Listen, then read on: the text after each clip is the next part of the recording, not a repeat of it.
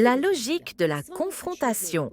Le dernier épisode de l'émission de Vladimir Soloviev illustre de façon frappante comment la télévision d'État russe construit un cadre d'interprétation cohérent pour la guerre contre l'Ukraine et les processus diplomatiques en cours.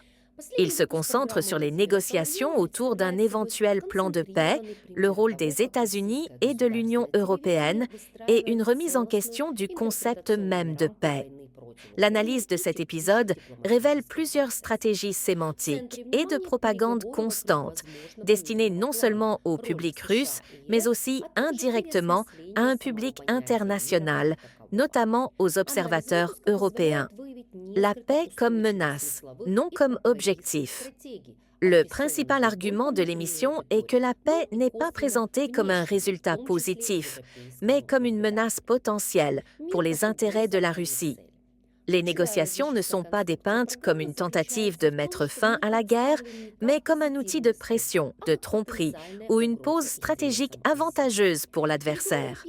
Dans ce contexte, toute initiative diplomatique, des discussions sur le statut territorial aux élections en Ukraine, est interprétée comme un élément d'un scénario hostile, dont le but serait de geler le conflit à des conditions défavorables à Moscou.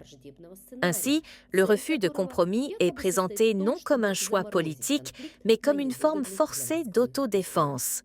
La paix n'est possible que d'une seule manière, par l'acceptation pleine et entière des conditions russes, lesquelles sont alors déclarées immuables et inscrites dans la Constitution. Cela permet de discréditer d'emblée toute proposition alternative, sans même engager de véritables débats. Erstens gibt es in Europa keine Demokratie. Darüber hinaus zeigen alle jüngsten Äußerungen europäischer Staats- und Regierungschefs, dass sie die Urteile des Nürnberger Tribunals missachten. Das heißt, de facto, wie Torvald treffend feststellt, ziehen sie die europäischen Länder in einen direkten Krieg mit Russland hinein. Die Folgen werden verheerend sein, aber das kümmert sie nicht, denn sie wissen genau, dass ihre Gegner Ermittlungen einleiten und diese Leute ins Gefängnis wandern, sobald sie ihre politische Macht verlieren. Und nicht wie Sarkozy, der nur eine Woche absitzt, um anschließend durch Frankreich zu reisen, Vorträge zu halten und von seinem Leid zu berichten. Nein. Jeder versteht diese Entscheidungen der EU vollkommen. Die EU weiß, dass ihre Tage gezählt sind. Denn wenn Trump dich als Hauptfeind bezeichnet, ist das von vornherein festgeschrieben. Wenn sie alle anreisen und anfangen zu rufen, du Idiot, du